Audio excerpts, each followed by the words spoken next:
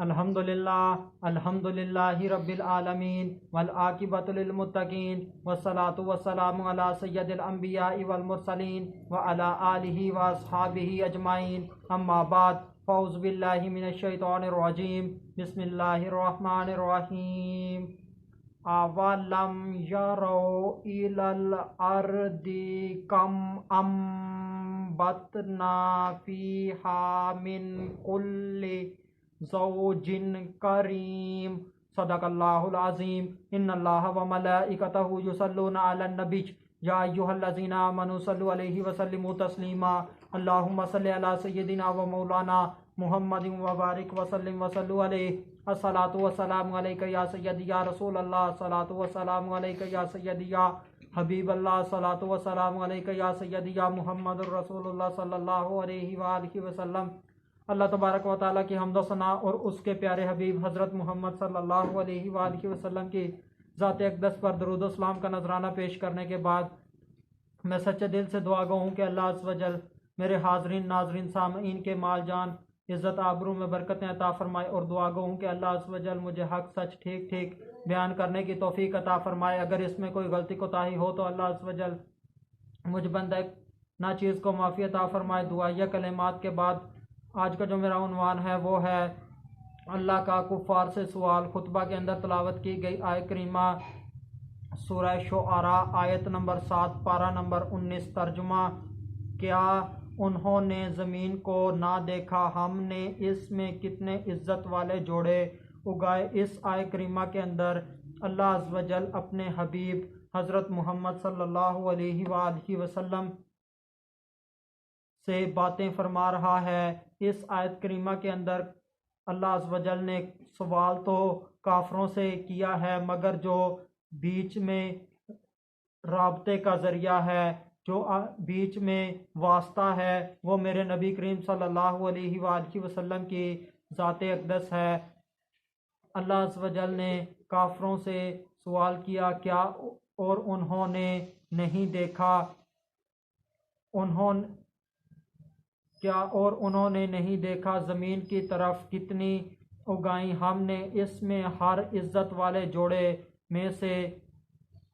کیا اور انہوں نے زمین کی طرف نہیں دیکھا، اس سے مراد انہوں نے زمین کی طرف دیکھا ہے مگر انہوں نے غور و فکر نہیں کیا، اس سے نصیحت حاصل نہیں کی۔ اللہ عز و جل نے مختلف چیزیں مختلف اقسام کی پیدا کی ہیں، اور اللہ عز و جل نے یہ چیزیں بہت ہی عمدہ پیدا کی ہیں، بہت ہی نفیس پیدا کی ہیں، بہت ہی لذیذ پیدا کی ہیں، بہت ہی اعلیٰ پیدا کی ہیں، اچھی پیدا کی ہیں۔ اللہ عز و جل نے ان چیزوں کو جوڑوں کی شکل میں اگایا ہے۔ بعض درخت تو ایسے ہوتے ہیں جن کے نر درخت علیحدہ ہوتے ہیں، مادہ درخت علیحدہ ہوتے ہیں، مثال کے طور پر کھجور کا درخت، اور بعض درخت یا پودے ایسے ہوتے ہیں جن کا نر حصہ علیحدہ ہوتا ہے، مادہ حصہ علیحدہ ہوتا ہے، مثال کے طور پر مکئی کا پودا۔ اور بعض پودے ایسے ہوتے ہیں جو پھولدار ہوتے ہیں، ان کے پھول کے اندر ہی ایک حصہ مادہ والا ہوتا ہے اور ایک حصہ نر والا ہوتا ہے، اس سے پھر بیج بنتا ہے، بیج کے اوپر پھل بنتا ہے، پھل کے اوپر چھلکا ہوتا ہے۔ اللہ عز و جل نے بیج کی حفاظت کے لیے پھل بنایا، پھل کی حفاظت کے لیے چھلکا بنایا۔ یہ اللہ عز و جل کی قدرتیں ہیں کہ اس نے مختلف رنگوں کے، مختلف ذائقوں کے، مختلف اقسام کے، مختلف سائز کے پھلوں کو بنایا، چیزوں کو بنایا۔ اس کے اندر نشانیاں ہیں دیکھنے والوں کے لیے۔ اللہ عز و جل نے ہمارے لیے، انسانوں کے لیے، جانوروں کے لیے ایک دانے سے گندم کو اگایا، ایک دانے سے چاولوں کو اگایا، ایک دانے سے مکئی کو اگایا، ایک دانے سے اللہ عز و جل نے جوار کو اگایا، باجرے کو اگایا، پھلوں کو اگایا، پھولوں کو اگایا، سبزیوں کو اگایا، پتوں کو اگایا، درختوں کو اگایا۔ اللہ عز و جل نے مختلف چیزیں پیدا کی، ان کو اللہ عز و جل نے بنایا ہے۔ بعض پودے ایسے ہوتے ہیں جن کی ہم جڑ کو کھاتے ہیں، مثال کے طور پر گاجر، مولی وغیرہ۔ بعض پودے ایسے ہوتے ہیں جن کے تنے کو ہم کھاتے ہیں، مثال کے طور پر گنا وغیرہ۔ بعض پودے ایسے ہوتے ہیں جن کے ہم پتوں کو کھاتے ہیں، مثال کے طور پر پالک وغیرہ۔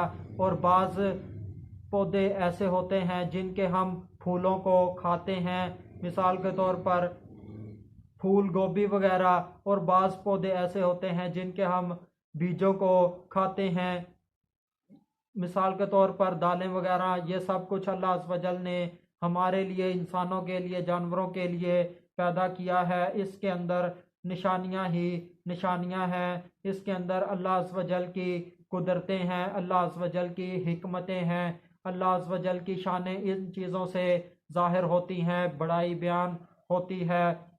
اللہ عز و جل نے یہ سب چیزیں بڑی نفیس بنائی ہیں۔ اس کے اندر جانوروں کے لیے بھی فائدے ہیں، انسانوں کے لیے بھی فائدے ہیں۔ جانوروں کو کھانے کے لیے چارہ مل جاتا ہے، اللہ عز و جل نے ان کے رزق کا سبب بنایا ہے، ان کو رزق حاصل ہو جاتا ہے۔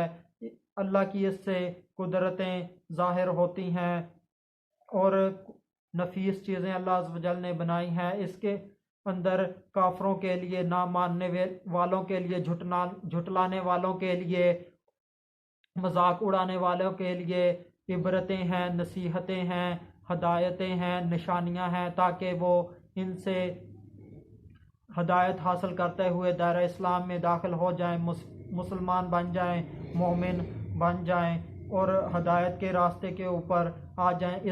اس زمین کے اوپر بھی نشانیاں ہیں، زمین کے نیچے بھی نشانیاں ہیں۔ جگہ جگہ اللہ عز و جل نے انسانوں کی ہدایت کے لیے اپنی نشانیاں بنائی ہیں، ان کو قائم کیا ہے۔ اللہ عز و جل نے اس زمین کے اوپر انسانوں کو چلنے کا، سیر کرنے کا حکم دیا ہے کہ وہ اس زمین کے اوپر چلیں، دیکھیں کہ اللہ عز و جل نے کیسے اپنے مجرموں کو سزا دی، ان کی بستیاں تباہ و برباد ہو گئیں، ان کے گھر بستیاں کھنڈرات بن گئے، اور اللہ عز و جل کی رضا کے لیے جنہوں نے کام کیا ان کو اللہ عز و جل نے کیسے نوازا، وہ دیکھا جائے، اس کے اندر غور و فکر کیا جائے۔ اگر وہ اللہ کے مقرب بندے اس دنیا سے چلے گئے، دین اسلام کی خدمت کر کے چلے گئے، تو ان کی قبروں کو دیکھا جائے کہ ان کی قبروں کے اوپر کیسے انوار اللہ عز و جل کے نازل ہو رہے ہیں، کیسے نبی کی امت ان کی قبروں پر جمع ہے، ان کی قبروں کے اوپر قرآن پڑھا جا رہا ہے۔ اللہ عز و جل نے ان مقرب بندوں کی محبت اللہ عز و جل کے آخری نبی کی امت کے دلوں میں ڈال دی۔ آخر میں اللہ عز و جل سے دعا ہے کہ اللہ عز و جل ہم سے بھی کوئی دین کا ایسا کام لے لے جو ہماری بخشش کا سبب بن جائے۔ وما علینا الا البلاغ المبین۔